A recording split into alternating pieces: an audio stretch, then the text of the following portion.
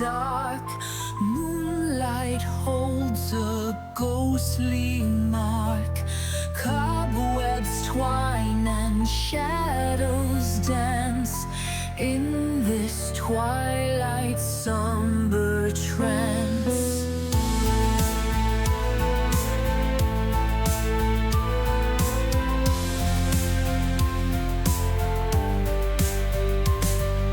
Candles flicker, weary wicks, ancient echoes, time's cruel tricks.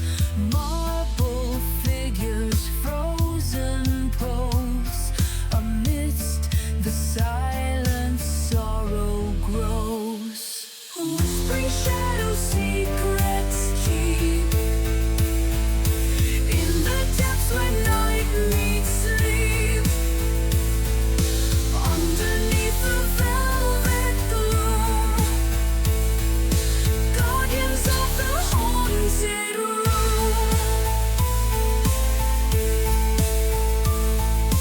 Chandeliers in crystal tears reflect forgotten yesteryears,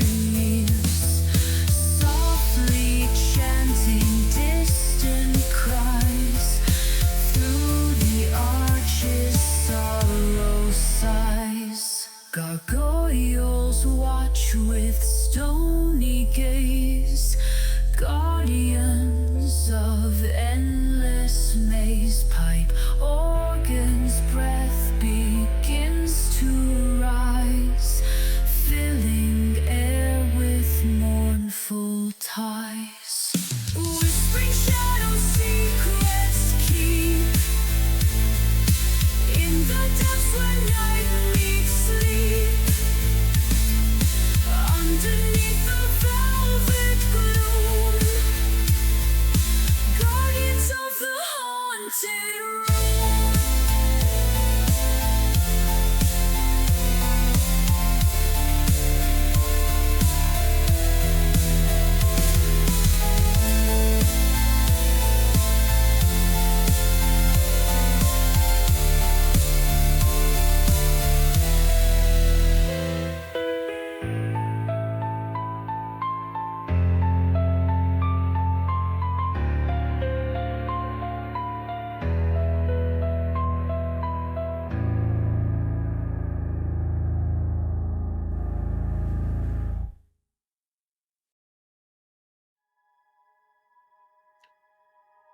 Okay, if I've done everything right, we should be properly live.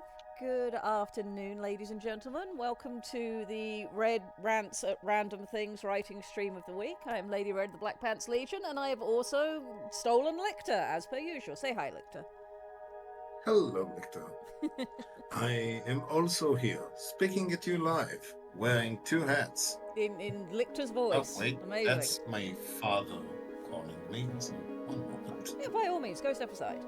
How are we doing today, chat? Have you had a good week? I have had a busy week, but a good week. And we have our little horror icon up in the top left this time round because it is spooky season. And unfortunately, I won't be here next week on Halloween. For anybody who is not aware, there is a meetup happening, and next week's content is going to be interesting because many of us will be at location redacted, including myself. So we're going to do our book planning this week. Next week we'll take off, and then the week after we're going to start actually writing. So it'll be a fun time. Hello Wilf, hello Doctor Who, hello Erica. We've got Mercury Alpha, Polychromatic Goth Drop. I'm seeing a lot of the usual faces, and Blackfire I know is lurking. It's lovely to see you all. I hope you've had a good week. I do have one thing to do while Lictor has stepped away. For those of you who were here for the numeric workshop last night, one, thank you for staying with us so late. That got a bit ridiculous. Two, if you weren't here, it's worth a watch. I think the VOD on that one would be quite fun. I explained Mr. Blobby, so it was a stream. But I did say that I was going to sketch a ridiculous squirrel for Halloween based on what Squick said last night, and I did in fact do that. So for everybody I promised a horrible squirrel, here you go. Here is a horrible squirrel. And the dogs now scream in the background. They are not happy about the gaping squirrel.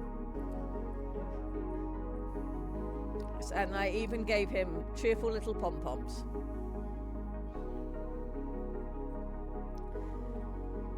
Oh, bless you, What Doctor did I Who, just- thank you. You remember I was telling you about last night's stream being a bit ridiculous with the numeric folk? Yes, but there was ridiculousness. Squick was confused by the concept of flying squirrels, and one thing led to another, and we now have a gaping squirrel with horrible tentacles coming out of its stomach and cheerful cheerleader pom-poms, because spooky season. Okay, you are aware that these are not pom-poms. These are the polyps of the innards of someone's stomach. Yeah, intestines. Yes, Yes. that's the ones with polyps inside them. Remember, kids, the polyps supposed to be inside your intestines, not on the outside of the intestines. Yes, they need When to be you where have it's all your warm polyps- and squishy and comforting. Exactly. When your polyps are on the outside, you're an anemone, and you don't want to be an anemone unless, of course, you want to be the outsides of a boxer crab. Hence, Or you have to deal with clownfish. yes. So yes, I did in fact do what I said I would do. We can now make the horrible squirrel go away. There we go. Oh no, I've got sad beagle noises behind me. Why sad beagle noises? We will never know. Oh my goodness. I think mean, she's under the at least couch. not. Anka is, I believe, under the couch and just making gremlin noises at me. It's going to be a day. It's going to be a day. Wilf has redeemed a pet. Pip, you are closest, you get the pets. Would you like me to flop your happity slappers? Yes.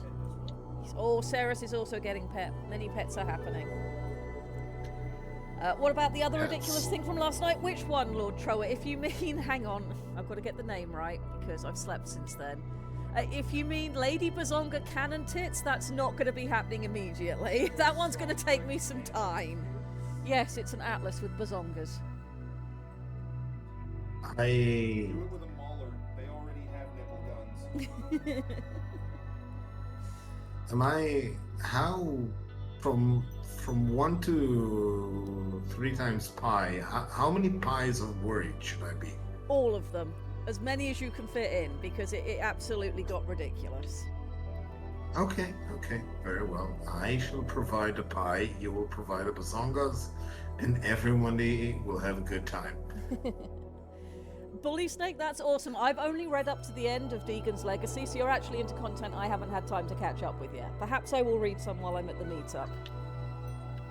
That is wonderful. I'm very glad Bully Snake has enjoyed this thing. I was like, hey, here is a thing I really enjoy, and now Bully Snake has read all of it, and this makes me incredibly happy. You'll have to tell me who your favourite character is, Bully Snake, and why it is in fact Jacob Deegan. I love the breadth and width of options you're giving him. It's very comprehensive.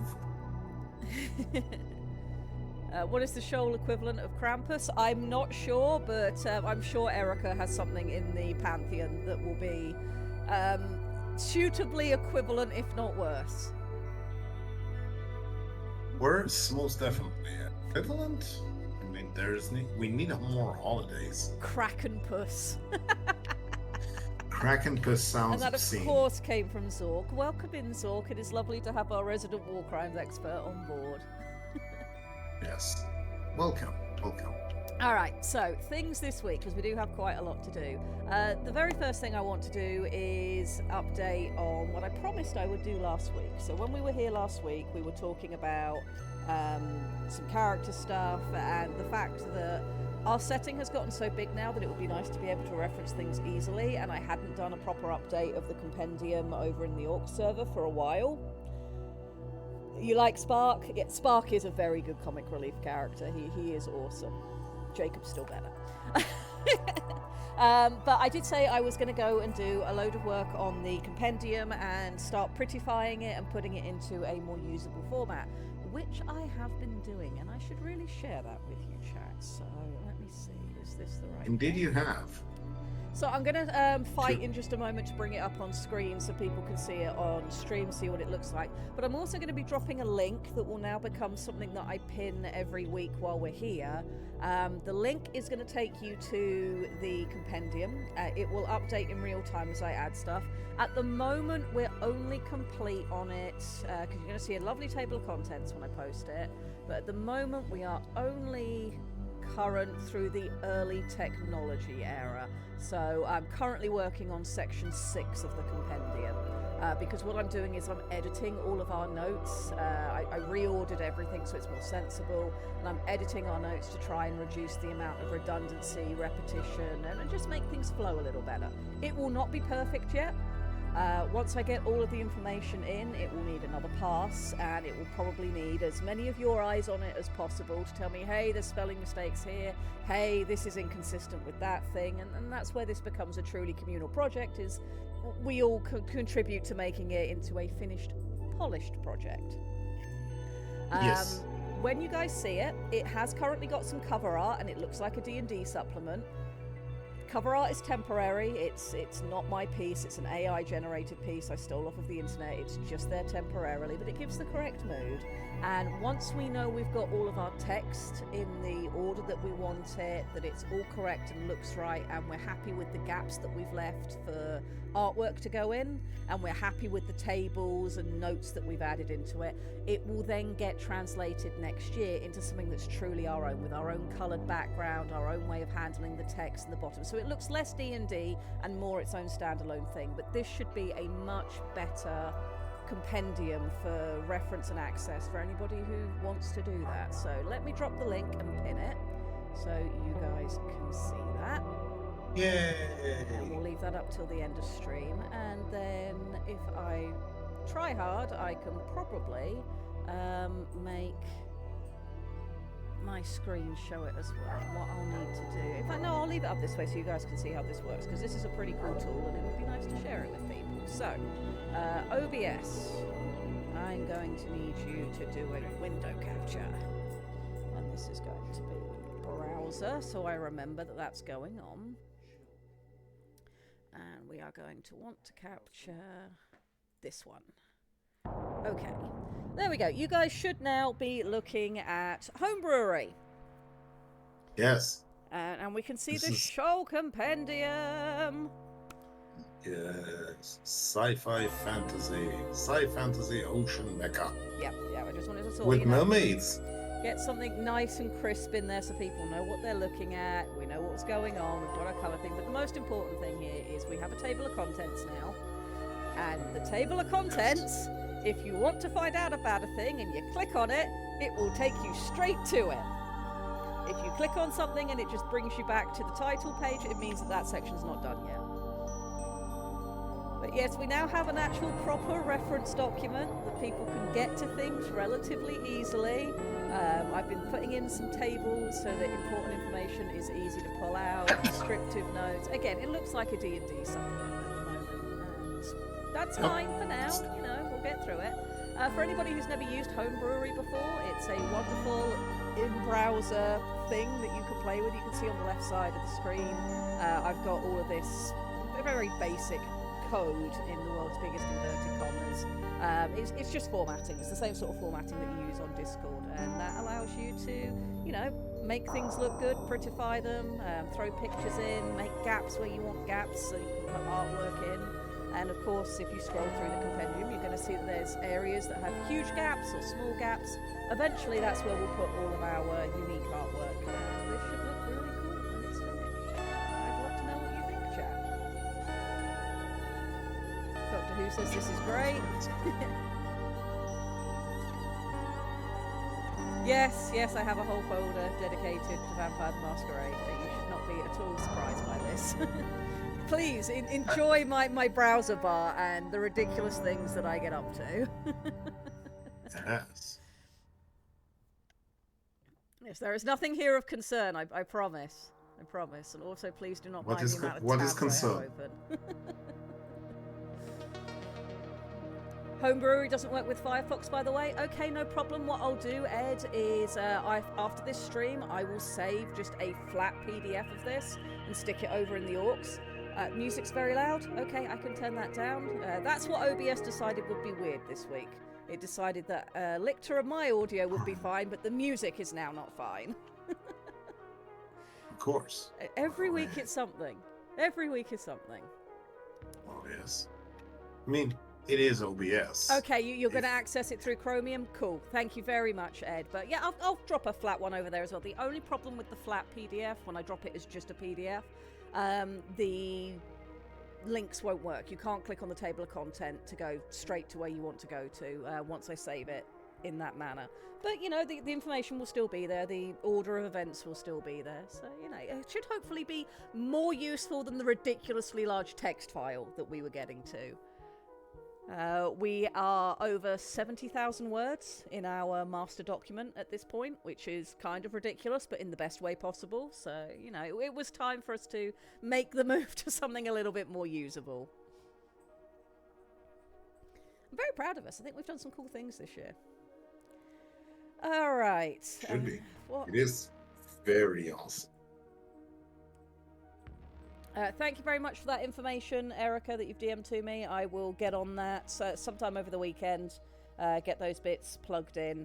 There's probably not going to be any major updates on the compendium for at least a week, because I have one thing I need to finish off before the meetup for Tex. Then I'm going to be at the meetup, and then we'll be coming back and I can get back to work on things. So I probably won't get quite as much done quite as quickly as I have been this week, but you know, Shoal is our big goal next year, is to really get things into a polished state to put in front of people, but I think we're on the right track. 70k is pretty impressive for a reference PDF.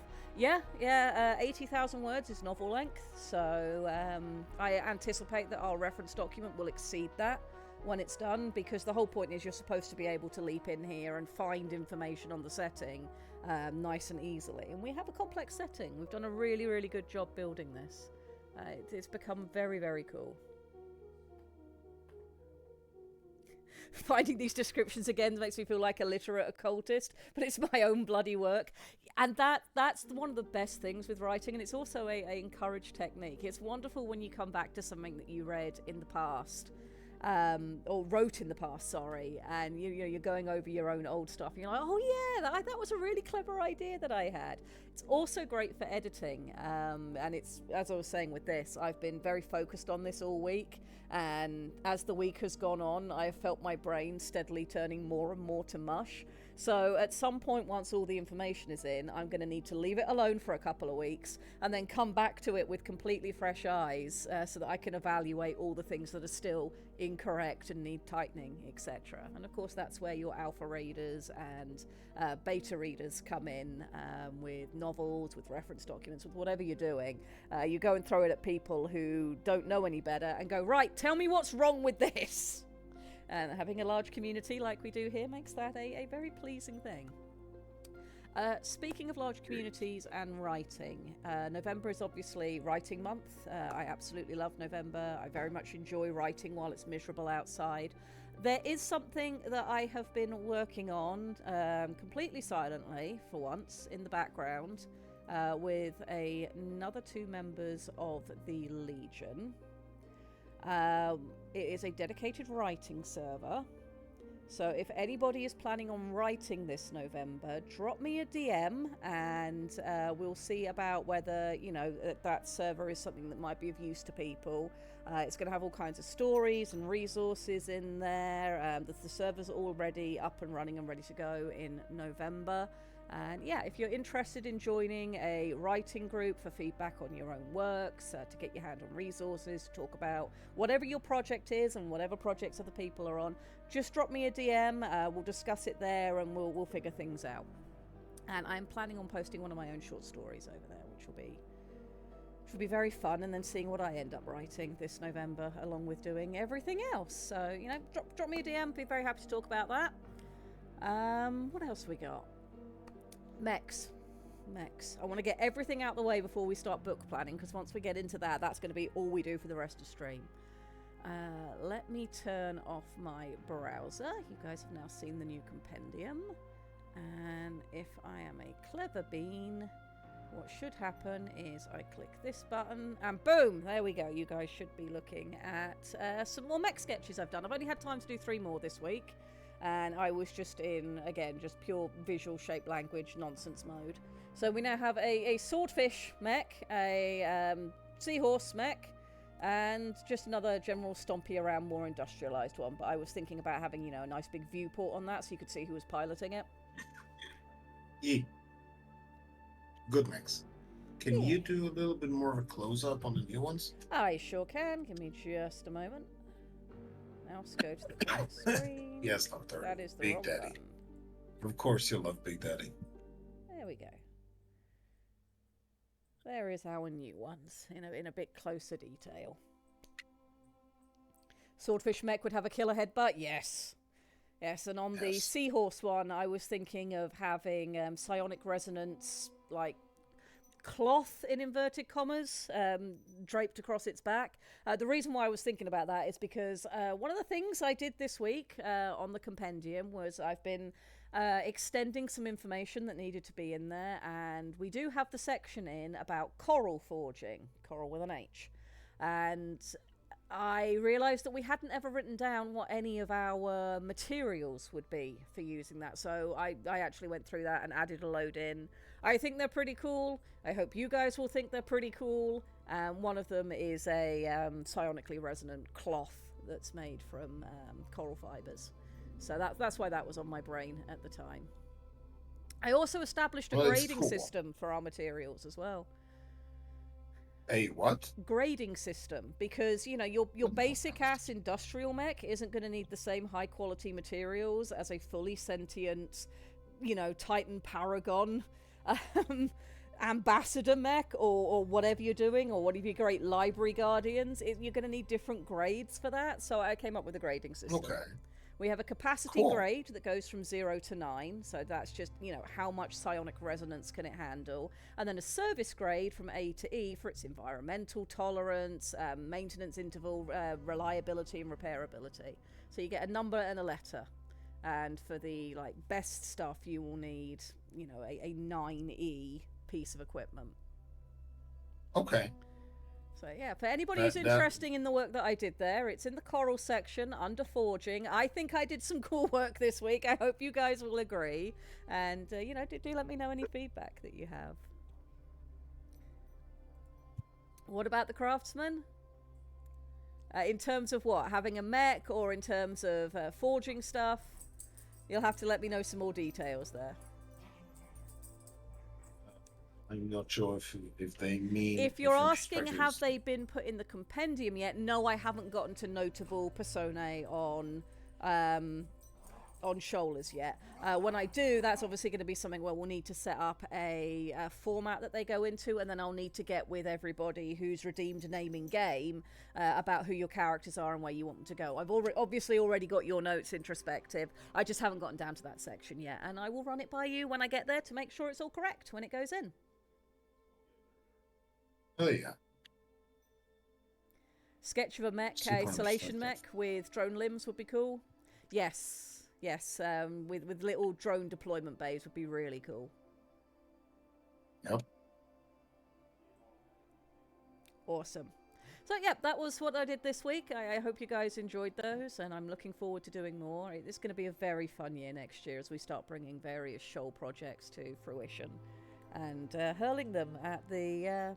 general community and being like, hey, pay attention to this cool thing we made over Twitch. We're insane and brilliant at the same time. Yes, we are. Alrighty. Okay, I think that's everything I had for going through with you guys this week, outside of just book stuff. Yeah.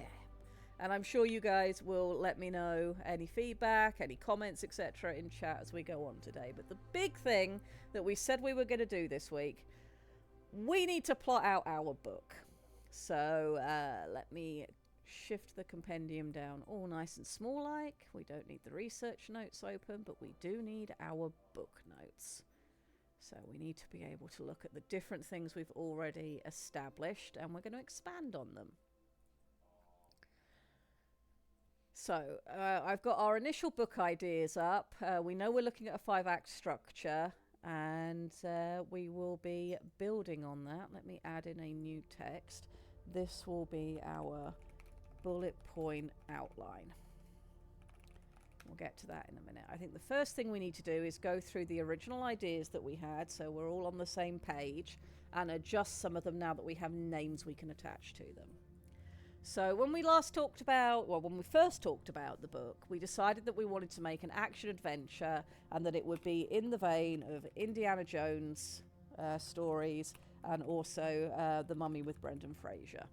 Now, that was sort of our vibe we wanted to go for. We wanted our focus to be Titans. We also decided that Leviathans would be a significant part of it in terms of our threat that comes out at the end. We're going to be exploring psionics use, and our overall themes are personal growth in the face of exterior adversity. The theme overall is power. We wanted to talk about adaptation to technology shift. We were talking about that from Titans arriving in a new area that hasn't had them before. That was our Shark Girl from a village. And we're also going to be exploring it through human interaction with Shoal and its weirdness. And that's going to be through our character. Red. Yes. You're coming a little bit quiet. I'm coming Even in for quiet? me. Wow. Yeah. I have changed for me. literally nothing. How is this? Is this any better? A little bit, yeah, A actually. little bit? Okay, good. I have no idea why. I've changed nothing. We are aware. I am very sorry. Is this better? Cool. For doing exactly the best you can. I mean, it's kind of weird. I Sure, do we- not we- understand this program at times. OBS is cursed. Yeah, I mean, it is spooky season. Everything's supposed to be cursed right now, so maybe it's intentional. I'm just glad, touch wood, that my internet hasn't cut out yet. And touch wood, it won't do so for this entire stream. We'll see how that goes. Why? Ed, seriously. I know. Don't you know? I know. Don't you know how jinxes work? Yeah, I know. Are we trying to summon fairies? Well, I'm using this on the basis that last night I warned Parallax it might be an issue because I'd had like one blip during the day yesterday out of nowhere, and I warned Parallax and then nothing happened. So I'm hoping the same will happen again here. Okay. Well, I'll take that in the spirit in which it is given, and be terrified of the consequences later. Yes, that is the correct way to go.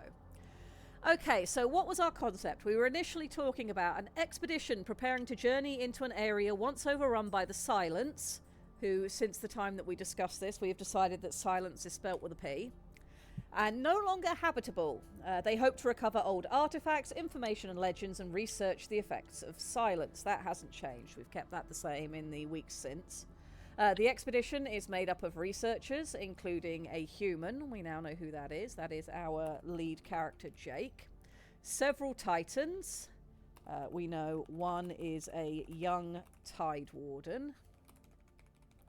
And one is a large, exalted / elder library guardian. And data repository, that's its whole thing.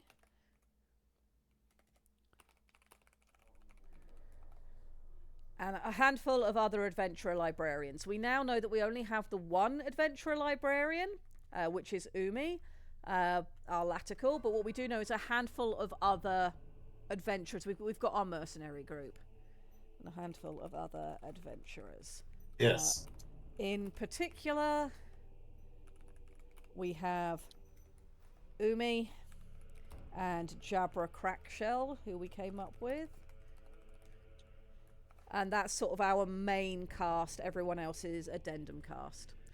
When the expedition reaches its destination, not only does the presence of Titans change the perception of rural locales outside the dead zone, This is where our Archaea girl comes in, our shark salation.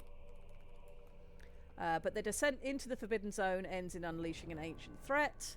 And we decided that that would be curing the absence and doldrums in the area. But that accidentally unleashes quiet, touched Leviathan babies. And double brackets, this is where our super cavitating underwater Valstrax comes into the mix, because they are of the same genus, which is a problem, TM. The team must work to contain the problem before it threatens the local area. So that will be the Shark Girls. I can spell honest. Archaea Girls' home. It threatens the local area, expands to the greater ocean. The next threat will be the migratory fleet of Gleamwake. Success is found not just through ingenuity in the use of Titan tech, but also the innate knowledge of the locals who've lived here for generations. We've also decided Benny needs to turn up at some point in this story, though it might only be by reference. We have also decided that we needed to have human ingenuity tied with Shoaly logic. Some unusual use of combined psionics to save the day. TM. Save the day, TM. Save the day, trademarked. Are we turning to Games Workshop here? No, we're not nearly that bad. We have said that this project belongs to everybody who contributes to it, so we're definitely not Games Workshop. Okay, then it's fine. Then we can TM a few words. Can we TM the word? I think we might have a little bit of legal difficulty with that.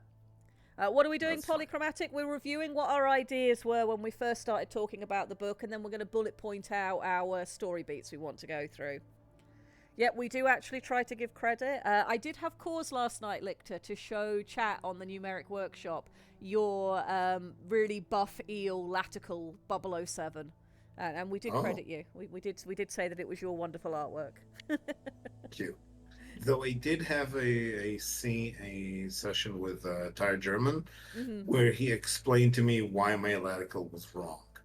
And I said that since he came up with a Vitruvian latical, I bow to his convention.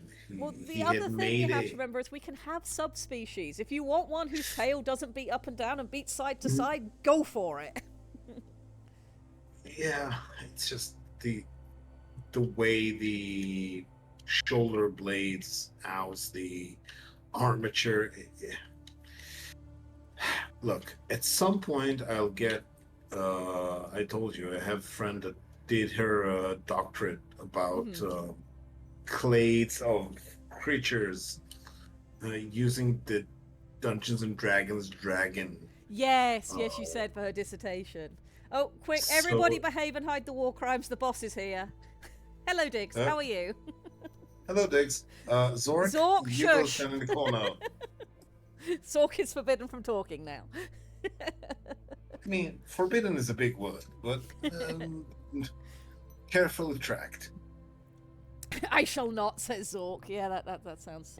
Anka, my sweet girl, I love you. It's nice to have cuddles, but you are in the most inconvenient position you can be. Anka says hi, chat. No, Zork. The war crime cannot be eternal.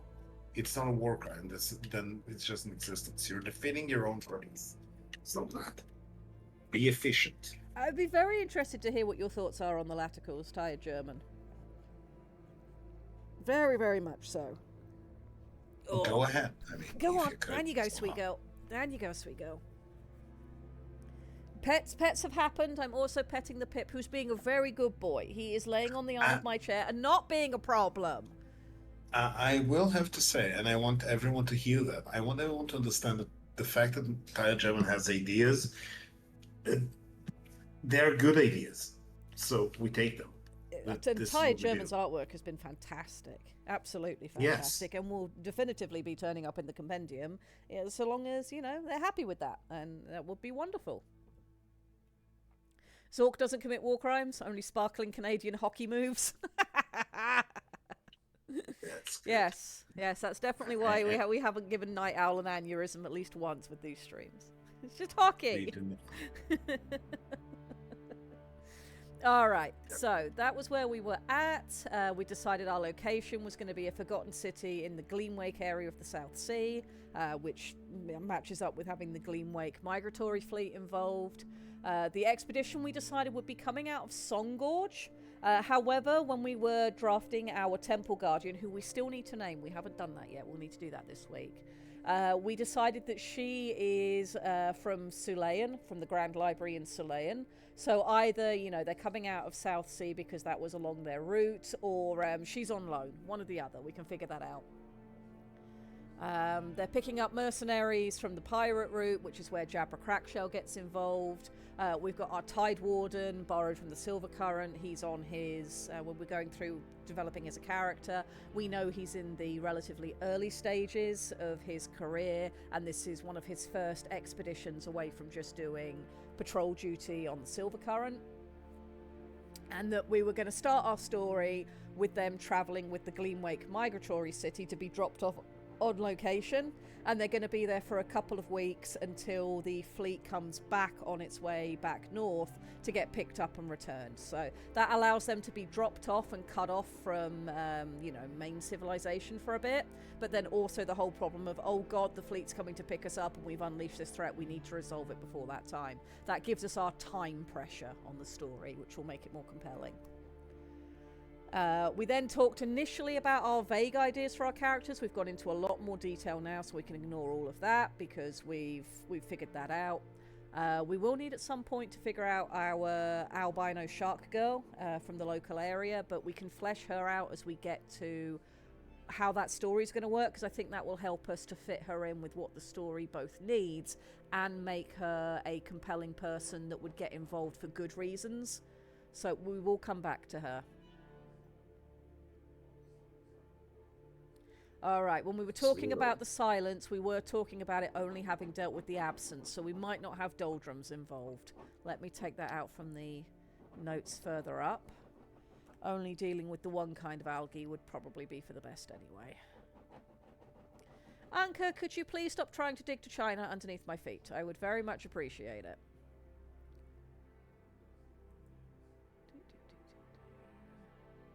There we go, there's the doldrums. Also, turns out I can't spell. Who knew? There we go. That's better. Alright, where else were we at? We did make the decision that when there's silence in an area for Shoaly, it makes the water feel colder. The more silence, the colder it is, so this area is going to be noticeably chill. Okay. So that was where our thoughts were at. That should bring everybody up to speed with what we're doing, where we're going, and what we need to puck out. Let's see what chat has to say. If we poison their food supply, but the bacteria we use is naturally occurring strain. Oh no! Who built the Forgotten City? I think that's something that we will want to explore, and definitely is something that we'll have to think about because it's going to be an important location. I think it needs to be relatively spacious, maybe not Solation spacious, but having that sort of vertical, twisty element to it that you're mentioning would be really good. Because it's going to give us some very evocative language to use, and as a first book we want to give readers the experience of how weird Shoal is compared to Earth, and we do have that extra dimension that's just normal for the Shoaly, so I think having verticality to the city will be very good for it. Okay, Tide German has important things to say. Let's have a read. The thing is, I have a minor obsession with four-armed creatures since I was 14 and spent many a dull commute how biologically that would work. In essence, not enough room for 4 shoulder blades on a rib cage. Fair enough. It's become a pet peeve of mine whenever an artist just bolts on the extra arms at the lower end of the ribcage. This is one of my autistic buttons.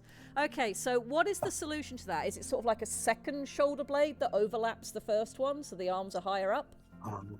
Not exactly. So what he's suggesting, and he made some good artwork, is that they are front and back. They are situated in the front and the back, kind of like how the Greeks described their dual torsoed creatures.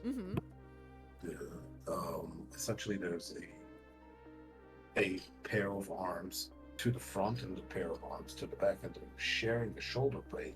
Yeah, he's just said double cupped shoulder blade. Okay, we will have to bear that in mind. And that's a note that I think I should probably put into their species discussion.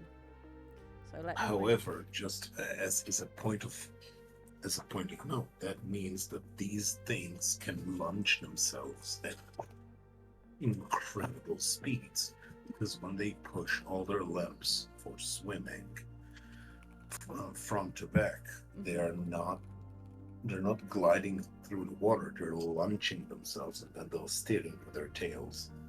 That works. That makes them quick swimmers for short range rather than long distance power movers. Okay, I'll need to make some edits to the laticle entry, but that's completely fine. Yeah. Yes. And the tail too.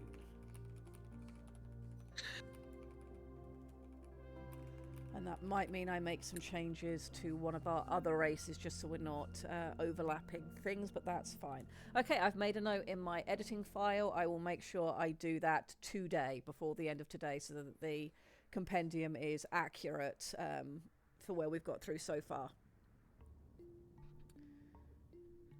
Whiskey Green says, I don't got working audio right now. What program is that? This is Scrivener. I will also reply in chat.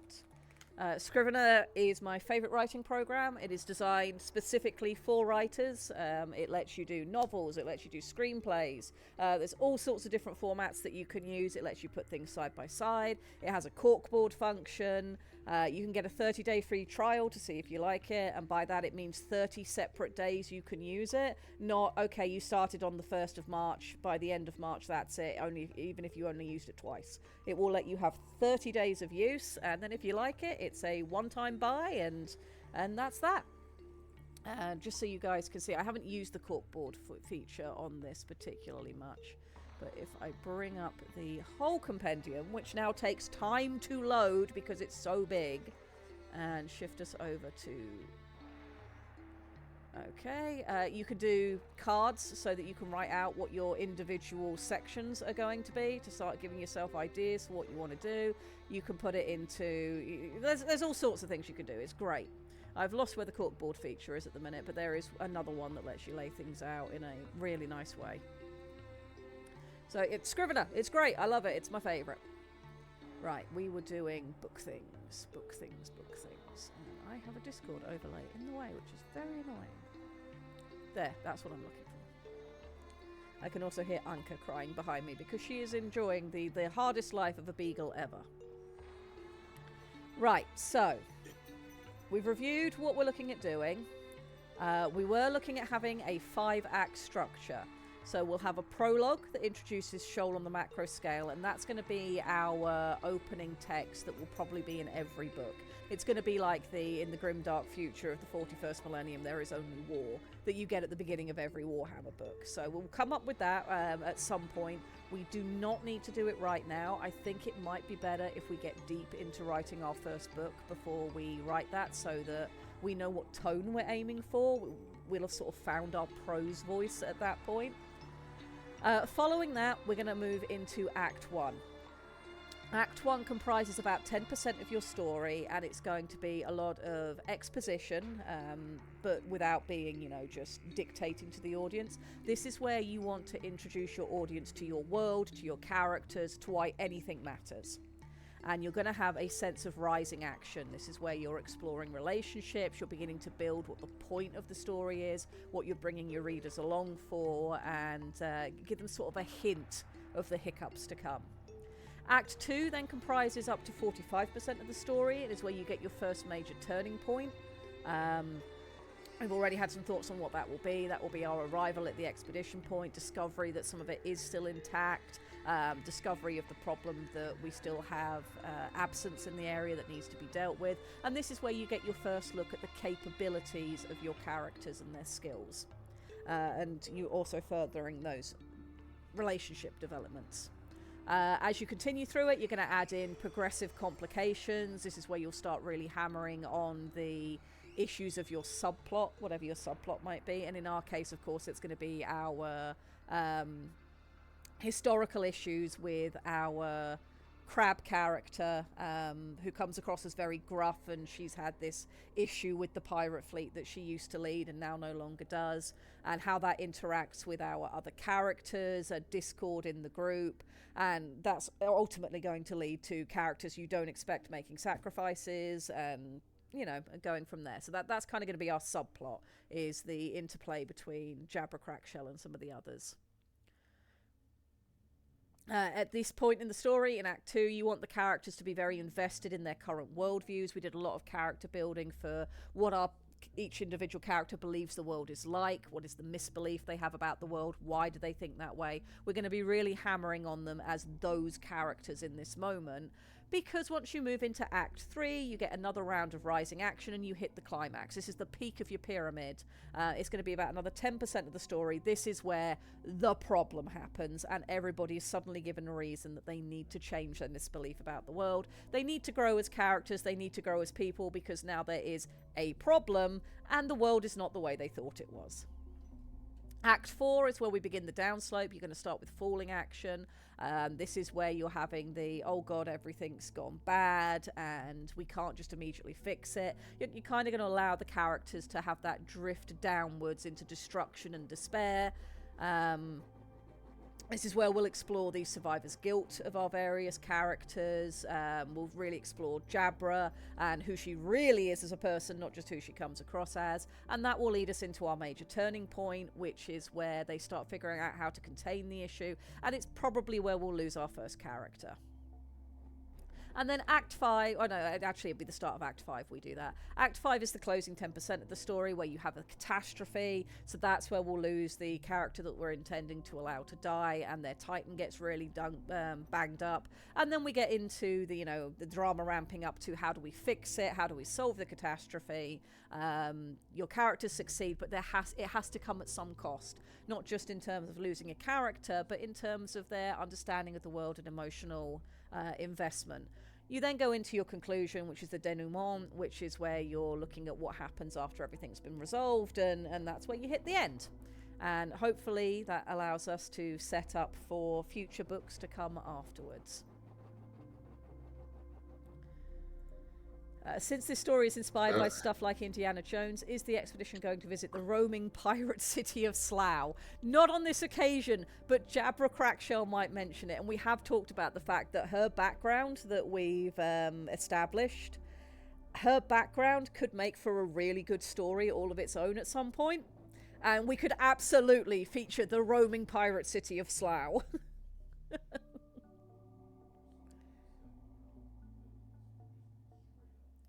Alright. Polychromatic Goth Drop thinks that the universal intro should be the last thing we pen. Yeah, it could very well be. I certainly don't think it should be the way we start. In the quiet, cheerful world of the Shoaly future, there is only damp. Yes. Spin-off potential? Absolutely. Absolutely. And if you're writing for a really well-developed setting, as you're writing any of your books and any of your stories, you'll notice that you're hitting on things where you're like, I could really explore that in its own book. The thing that you want to avoid is deliberate cliffhanger syndrome, where you're like, okay, and I know I'm going to write another book in this and it needs to directly follow on, so I'm going to come up with some contrived cliffhanger. No, don't do that. If you notice something that's cool about your setting that you think could be its own book, make a note somewhere and just write it and make it its own book. unless you very deliberately have a story that spans, a trilogy, a quintet. Don't ever try to force it, because it always comes across as fake. Contrived. Yes, very contrived. That's the exact word for it. It comes off as contrived and wrong and amateurish, and you don't want that. So that'll be fun when we get there. Right, before we start bullet pointing, I'm going to get up very briefly to use the restroom, so that once we sit down and start our bullet points, we can just focus. Yes, the end, or is it? Doctor Who, are you familiar with the book Handbook for Mortals? While we're waiting for that answer, Introspective 90 says, had an idea for a ceratinoid subspecies, grower or hungry ceratinoids. Much squatter than its Shora cousins. This breed of ceratinoid is a rare one to both appear and survive their hatching. The eggs, marked with black specks across its surface, when hatched, the young crabling is much more self-directed in comparison to its hatchmates. The brain is larger, more driven, but without the typical strains of full sapience, leaving only hunger. Oh god, that sounds terrifying. Hunger drives them to fight the other younglings for their food, and if that in turn is scarce, devours its own creche mates, all the while growing rapidly beyond the typical speed of ceratinoid maturation, to the point of reaching first molt in a matter of months by human reckoning. Whereupon, rather typically, it is chased from whatever settlement it was born in by ceratinoid denizens who understand what it is and attempt to kill it. Yeah, I think if they're going to have a physical mark, they might try to get rid of them before they get to that stage. But yeah, it's an interesting idea, and even if we don't bring them in as like a dedicated subspecies that's absolutely there, and I'm not to say that we can't do that, and I am reading the other stuff that you've got here. If we do bring that in, it could be as, sort of a horror story of the ceratinoids or whatever. But yes, definitely DM those ideas to me, and we will have a look at that at some point and decide exactly where we want them to sit, because it's a cool idea, and we like integrating cool ideas. Agreed. Maybe the marks fade with first molts. They are a hidden danger once they reach maturation. Yeah, we'll definitely have to have a think about this one. It's not what we're doing today. We're not doing culture and species stuff today, but I absolutely want those notes to pop into the master document, so that we have the ability to look over that and decide what we want to do when we do have a week that we can focus on it properly. So yeah, please make sure I get those notes. So that's a very interesting concept. What was I saying? Oh yes, so Handbook How for about you go visit the Mortals. Yeah, I'll restroom? do that in just a second. Handbook for Mortals, Yeah. Doctor Who. You know how you just said we were talking about cliffhangers and you just typed the end? Or is it? That is literally the end of Handbook for Mortals. Those are the exact words that book finishes with. And it's atrocious. It is so bad. Welcome in, Cassie. Good to see you. Oh, Cassie. How do? You go through this terrible book for Handbook for Mortals that's supposed to be this magical story that has a sort of Twilight-like love triangle. It is neither of these things. It does not have a proper Twilight love triangle. It somehow contrives to be worse. It does not have much magic in it whatsoever, and it certainly doesn't have an established magic system. And you get all the way to the end of this complete milquetoast sop of a book where nothing happens other than everybody loves the Mary Sue for no good reason, because she's obnoxious, and she's now in a relationship formally with the person that we all knew she was going to be with from like page 5 of the book, and it ends with the end. Or is it? And I think at that point we were all quite content with the concept of, committing self-dying. When I read that book to my book club, it was terrible. The rant energy has come. Yes. A topic has been touched on that I have thoughts about. Right, I'm going to use the restroom, then we're going to be productive. We're going to do good and strong and wonderful things, and not bad and terrible and ranty things, despite the stream name. I'll be right back. I am not sure how to react to these accusations. We're going to be doing things, yes. We will be doing things. Most certainly. Yes.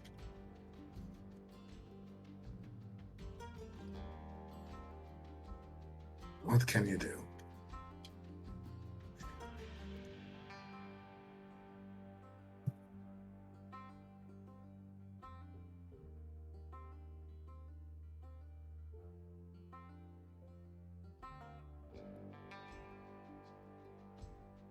introspective, please be aware we are talking about sapient traces. These cuckoo ideas will require some sincere work to understand how they do not become something like the other Tiakshi of the Asari in Mass Effect.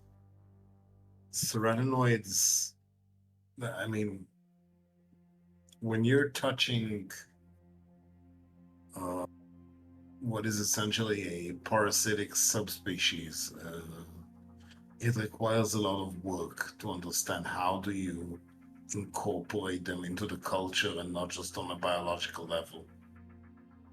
So, awesome idea needs to work. That's one of the reasons why, if we decide to use it, but we don't want to have to worry about that sort of thing, you make it a horror story. Yep. So we will have that option, and certainly we want to have that discussion at some point, and it will need us to focus on that as like the key thing that we want to look at. Oh yeah. Right, let's have a look at what we were doing. Get my mouse untangled. There we go. Right, we were going to start on some actual proper notes for our story. So let me move this one to bullet point outline. And I find bullet point outlining a story really helps because it's giving you a skeleton that you're working with, so that when you're deep in the flesh and muscle of the story, you're writing the actual prose, you're trying to make it shine, and you're like, well, where is it that I'm aiming towards? Where is this thing I'm currently writing going to connect? What is the next bone in the story that this needs to join onto? You have the bullet points down the other side of your screen so that you can see where you're going. It's your roadmap for where are we trying to get to, and is what I'm currently writing in service to that, or am I writing fluff that I'm really enjoying but should probably be cut from the story proper? I'm very guilty of writing things that I just personally enjoy and ideas that I think are cool and the audience should know, and eventually I'll go back through and go, yeah, but this isn't actually in service to the story. I now need to cut out this darling and put it in its own little folder, and it either needs to be explained somewhere else in a different way, or it's just, you know, a little gem I have tucked in the closet just for me. So that's why we're going to bullet point. It's very helpful.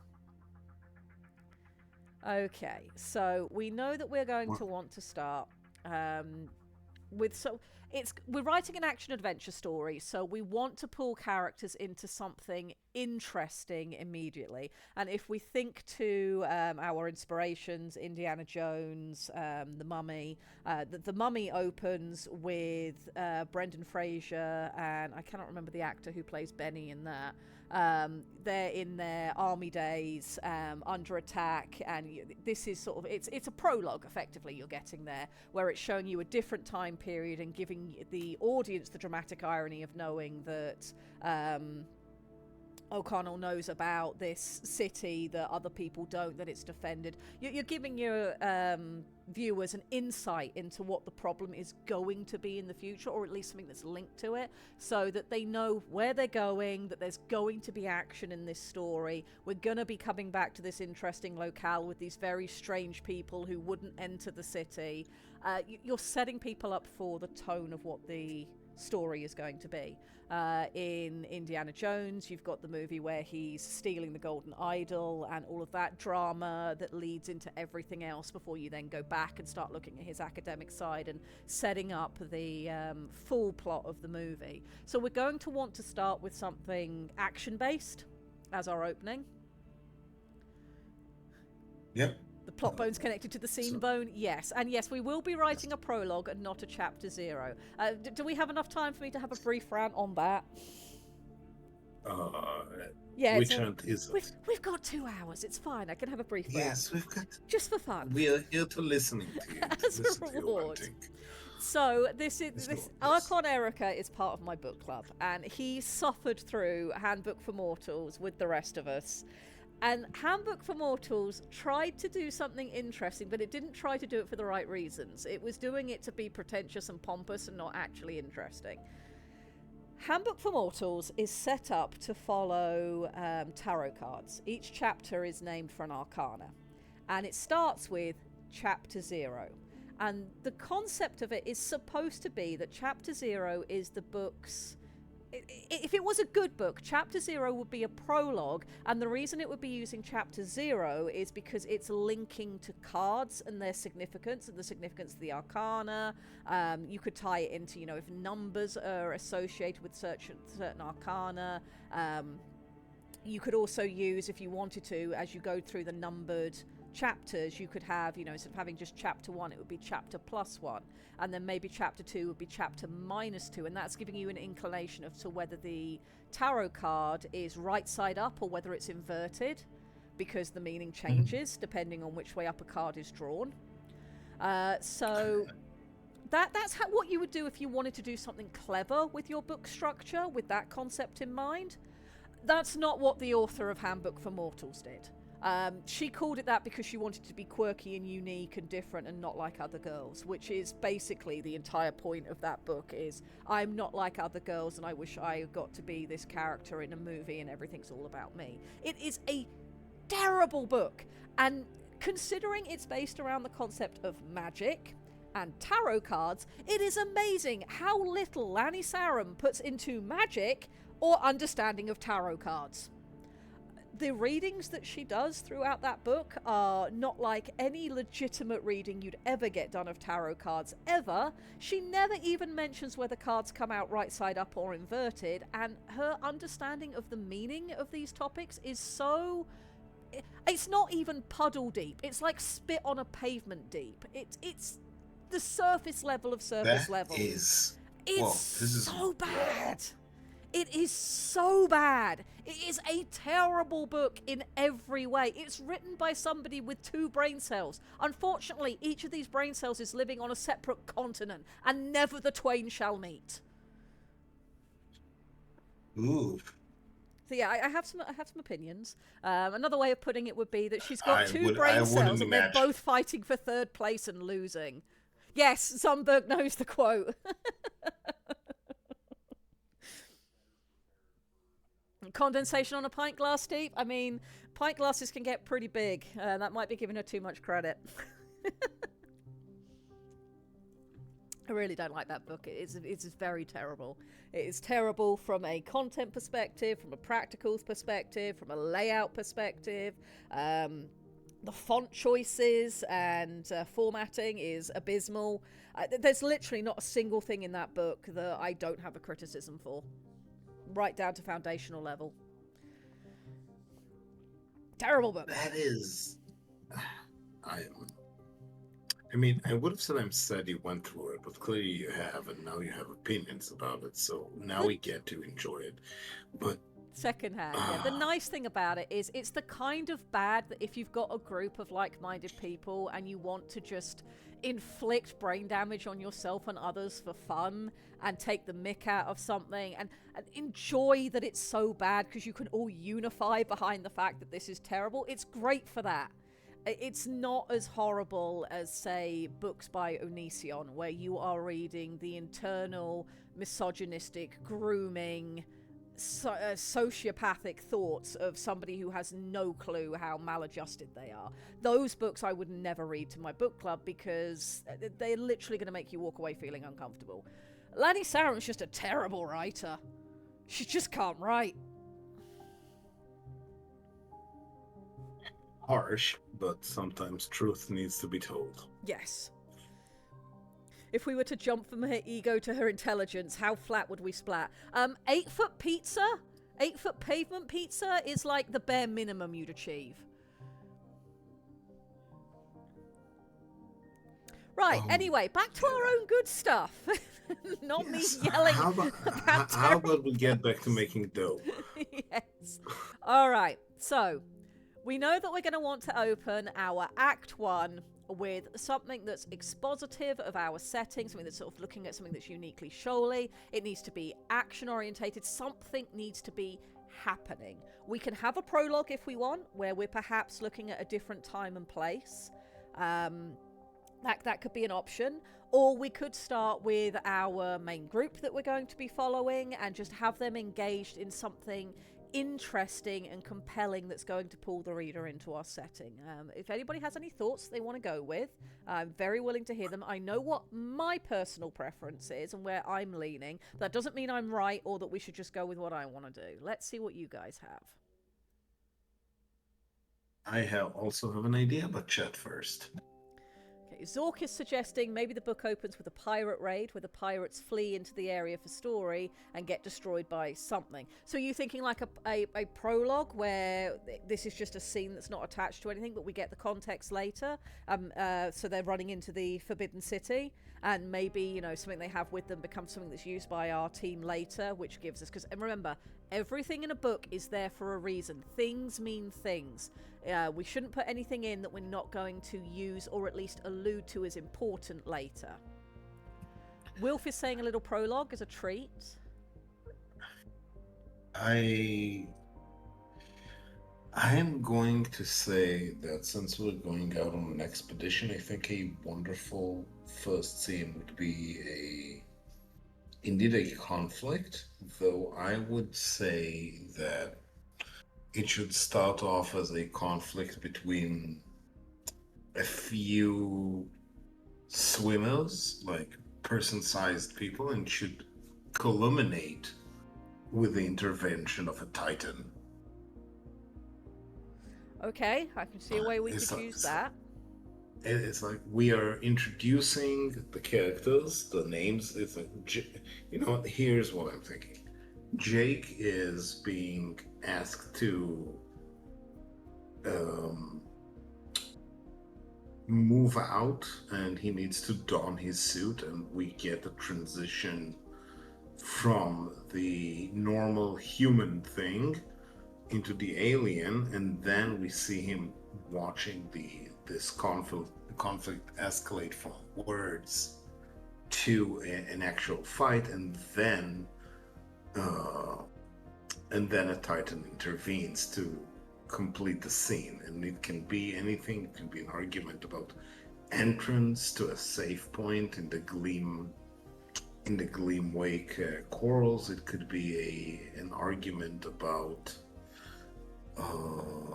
resources. It could be a pirate attack, a bunch of pirates demanding the convoy give them some of their supplies for one reason or the other.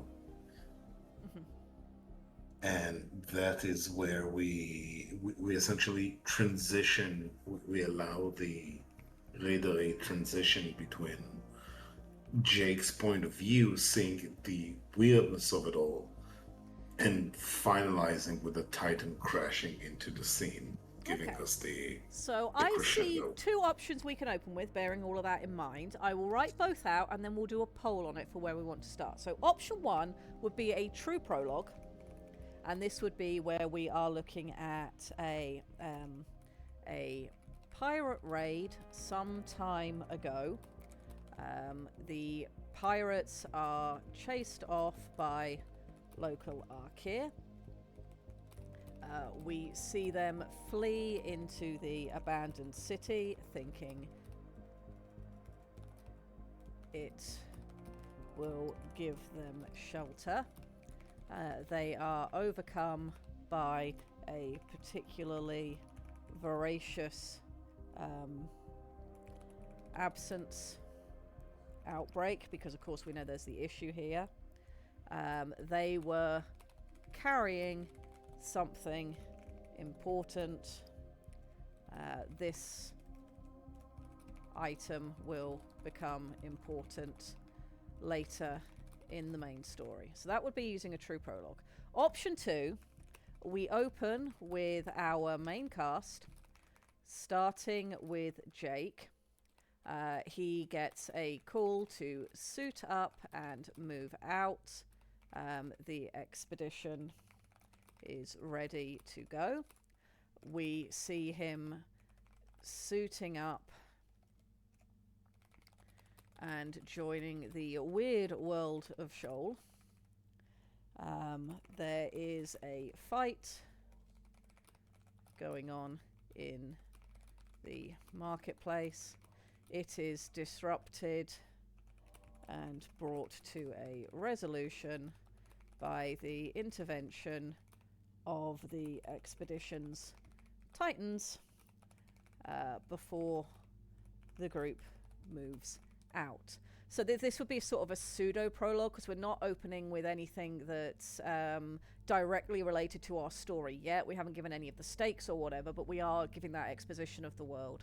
So that would be option 1. That would be option 2. Let's just check, see what chat is saying, and then we will do a vote.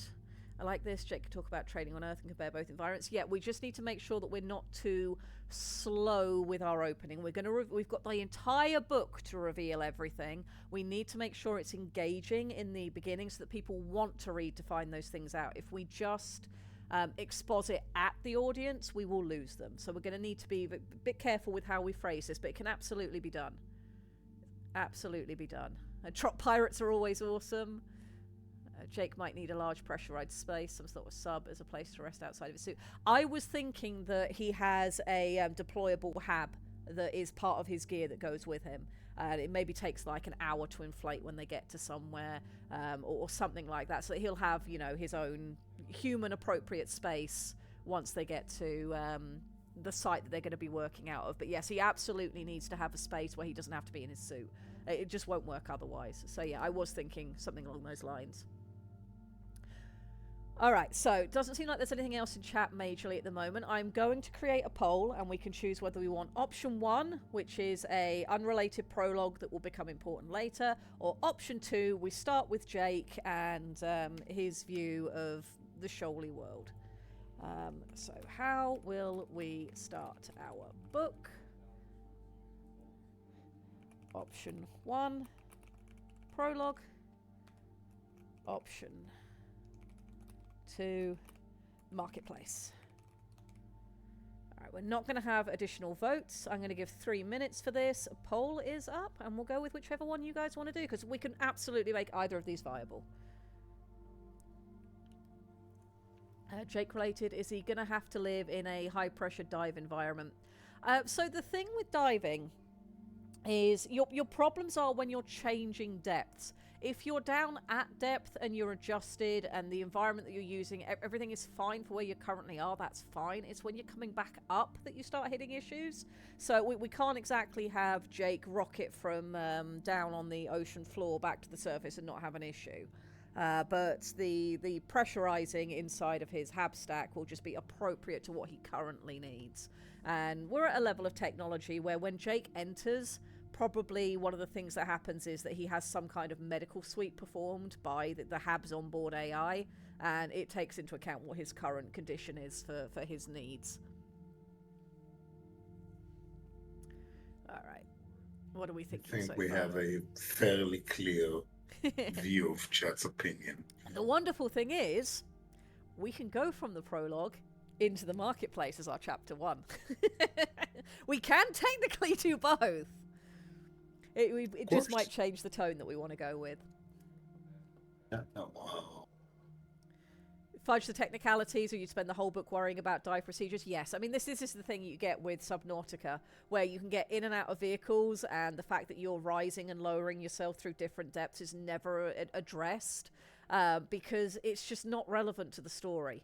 It's not what you're there for in Subnautica, and the only one that I really noticed was I've just come from outside to inside and the ocean hasn't followed me in, and that's a bit weird.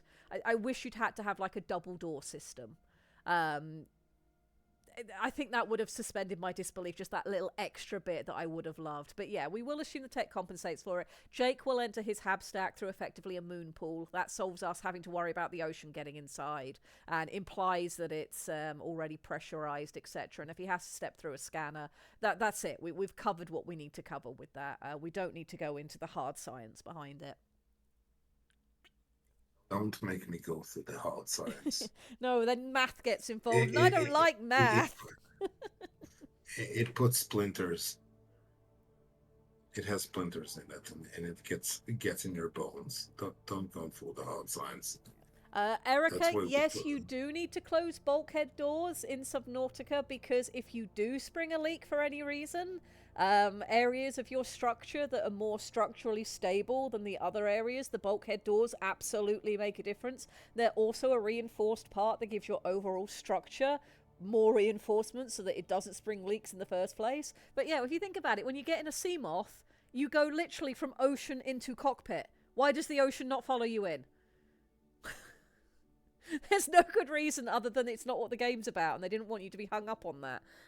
You're here to just get in fast and get away from the Reaper Leviathan that's chasing you. You mean me chasing the Reaper Leviathan? Yes, you did do that. That bastard was trying to hit my Seamoth. I carved it up with a knife. And this is why Lictor is terrifying, ladies and gentlemen. He didn't see a threat, he saw a challenge. I am not terrifying. I am cute and cuddly. Just look at my wonderfully huggable metal mesh. Yes, you're a iron perfectly ribcage. normal dude who you can definitely trust because he has 2 hats. He has a hat for his hat, he's so fancy. I have a hat for my hat, and I have a fuscus to lay down the law. Yes. Okay? Yes, I am everything's fine. I'm everything you want in a companion in a marketplace. Oh dear, I love these streams. I didn't see what the poll finished with. It finished while we were talking. I'm gonna guess it was prologue. It was prologue of roughly 10 to 1. Oh dear, I'm having a week. I'm going to give Death nipples just you can rip them. So last night we were talking on Numeric Workshop and I happened to bring up Red Dwarf, and there's a wonderful episode of Red Dwarf where somebody warns Lister, the sort of main character that you're following, that the thing he's about to do is probably going to get him killed. You know, it's deadly. It's like, if death comes anywhere near me, I'm going to rip his nipples off. That's what he's referencing. Sounds good. No, I like Death. He speaks in all caps. And overall, he's a decent chap and a wonderful grandpa. So if Death comes near me, he gets a cup of tea and gets invited for dinner. All right, let's get back to work. So we've decided that we want to start with a prologue. So the events of our prologue, let's bullet point them out. It's very strange doing this with an audience and people here, because normally I'm doing all of this in my own head, and I'm pausing, and I'm thinking, and I'm looking things up, and we're now doing it live with an audience, because why wouldn't you write a book over Twitch? That's a perfectly sane thing to do, right? Okay, so we want to start with action, so let's start with... we're going to want to start with, I think, some weapon hitting one of our fleeing pirates and following that quite quickly, I think. Action, a weapon. I'm going to put question marks here because we need to decide what weapon it is.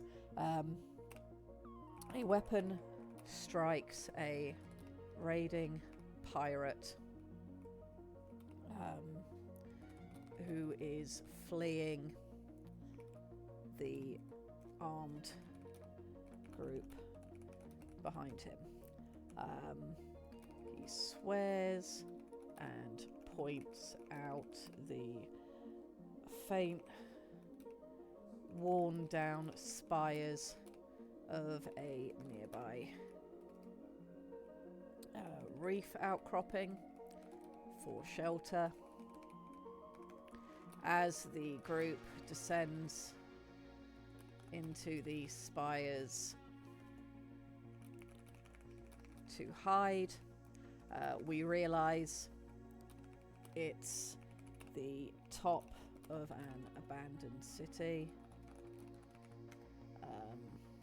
One of the fleeing pirates murmurs some legend about the place being haunted and they shouldn't go there. Another member of the group complains that they need somewhere to put down the very important thing they're carrying. And treat their wounded. Another shot from the pursuing group makes up their mind for them. They descend into the city and find a nook to hide their item TM. And actually I need to go back up to where I put very important item because we need to decide what that's going to be. There we go, question marks. They descended to the city to find a nook to hide their item, and in doing so stir up a particularly virulent wave of absence algae. The pursuing group halts at the edge of the city and withdraws. The pirates laugh it off, thinking they are just scared of the horror story. They bed down for the night and never wake again.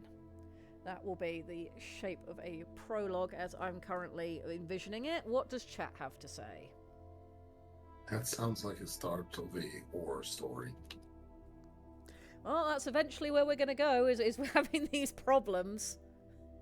This is very The Mummy as well. This is very, very The Mummy, and I'm fine with that. Yes. And we do have beetles.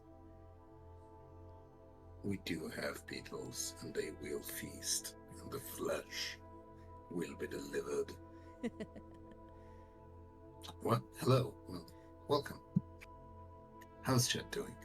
I am just catching up on what chat has had to say.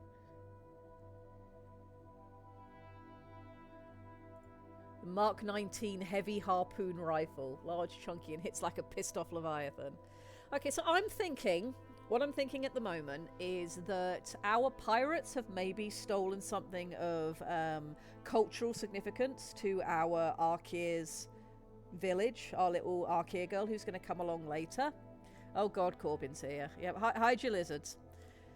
I'm thinking that they've stolen something of cultural significance, possibly because we know that if we have Arkir here, there's going to be bronze coral in the area, potentially. Perhaps they've stolen a bronze coral reinforced Temps piece of some kind that contains maybe the village's history or one of the village's original traditional stories or something is on this thing. That's what they've stolen, because it being made of Temps coral and with bronze coral on it, even if you break it down, it's going to have money on the black market because those are the two most valuable types of coral. The village obviously wants it back, and that's why they're chasing them so aggressively, but they won't go into the city because they know that that's dangerous. They would then leave that archive has been hidden there. It's something that our party can find later on. It's something that can be returned to the village, which will help to mend any distrust, because you've got Titans and we don't really like those. We've decided that's something we want to go down with. That it might be the village has some very old pre-Titan, or maybe actually post-Titan, but pre-modern set of machinery operated by a Temps coral and bronze coral. Mm-hmm. They have a contraption. It's one of the very few they have, and it was one of the sessile things. It might be a mover, it might be a piece that they used for a very long time to operate one of the more complicated agricultural systems that they need to survive in the Gleamway corals. Because there's plenty of problems that prevent wider society to survive, though. So they have that piece of a larger machine that they have, and that piece got broken off by the pirates and is being hauled away. Okay, the reason why I was thinking an archive is because if that archive contains some story elements, so some part of the village's culture that becomes useful in figuring out how to solve our problem, that kind of ties it into everything. But we could perhaps also do that if we want it to be part of one of the village's big machines, because then you bring the big machine in to help with the problem.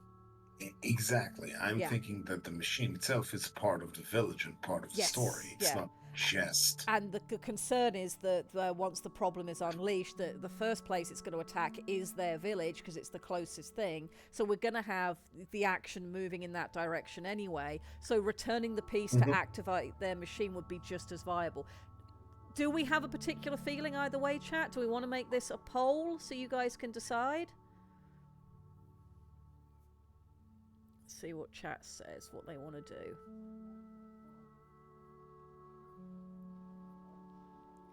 It's hit the Butter silence, sauce. wiping out a village. Old soul, yep.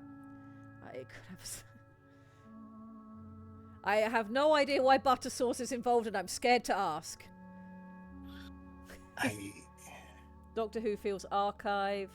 Oh, we have a new follower. Thank you for following, Dabto2. You have made decisions.